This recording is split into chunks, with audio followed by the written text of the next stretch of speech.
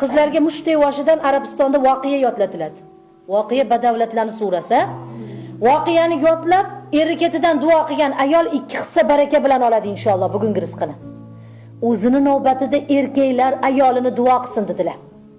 Xizmatiga, tug'ib berayotgan bolasiga, ona otasi va uning urug'iga qilayotgan xizmatiga duo qilmasa ekan, erkakning duosi ham qabul bo'lishi dargumon ekan. To'g'ri, hamma erkak ham yuz-yuzga qarab, boringga shukr, ming rahmat qoyillatding deya olmaydi. Lekin hattoki xufiya ichida Alloh ayolimni panohingda saqla, baxtimga omon qil, dardiga shifo bergin deb 2 og'iz ichida namozda qilgan duosi ham o'zini duosi qabul bo'lishiga zamin bo'lar ekan. Payg'ambarimiz alayhisalom har sahar turib, Allohim Hadijamga jannatni ato etgin deb yig'lar ekanlar.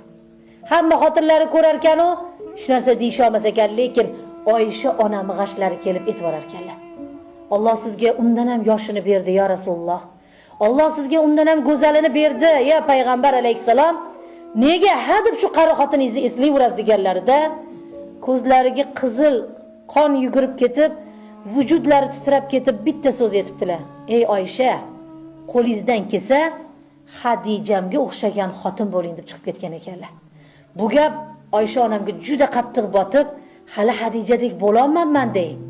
Bu ayolning darajasiga